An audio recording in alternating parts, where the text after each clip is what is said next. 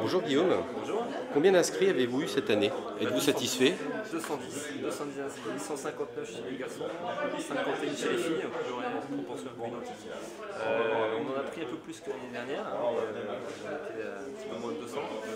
On a toujours de la liste d'attente tous les ans, mais pour l'instant, pour des questions d'infrastructure, on ne peut pas prendre plus parce qu'on conserve une partie de terrain pour nos adhérents et pour les entraînements qu'on maintient en partie pendant le tournoi. Donc voilà, 200, ça nous permet d'avoir une petite marge pour laisser la place aux loisirs, à la compétition et puis aux entraînements. Et peux-tu nous dire quels ont été les faits marquants de ce tournoi? Il y en a un qui se déroule sous nos yeux d'ailleurs sur le terrain numéro 6, puisqu'on a un joueur qui est en train de mener en finale, qui a perdu en quart de finale et qui a été pêché parce que son adversaire a fait forfait pour la suite. Donc on peut avoir une situation un petit peu inédite d'un joueur qui remporte le tournoi en ayant perdu le quart de finale précédemment. Et puis sinon on peut saluer aussi la victoire d'une joueuse du club. Il y a une victoire pour le TCMB sur ce tournoi, c'est Ségolène qui a remporté tout à l'heure le tableau concernant la 4e série. Et on a un deuxième joueur sur le cours avec Alexis Périeux qui est en finale 3e série, qui a perdu pour l'instant le premier set. On espère qu'il va aller chercher le deuxième.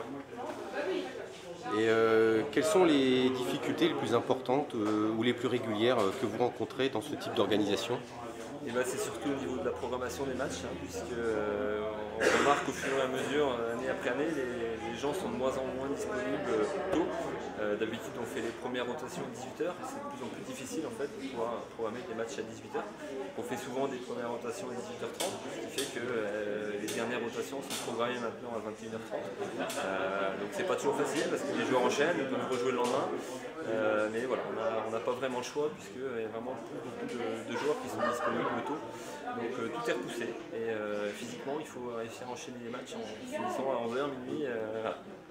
Compliqué à ce niveau-là. Et quels sont les prochains tournois que vous pensez organiser? On a 4 tournois nous ici, donc le prochain, dans l'ordre chronologique c'est au mois de juin, on fait un tournoi interne jeune qui est très sympathique, on fait des catégories en simple, en double, on fait des doubles mixtes aussi, donc il y a toujours une bonne ambiance et puis traditionnellement on termine par une grande journée de clôture avec des animations, avec un barbecue.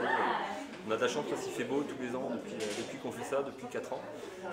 Donc voilà, on croise les doigts pour cette année, mais ça va être sympa aussi. Merci Guillaume, et que souhaiterais-tu ajouter en complément?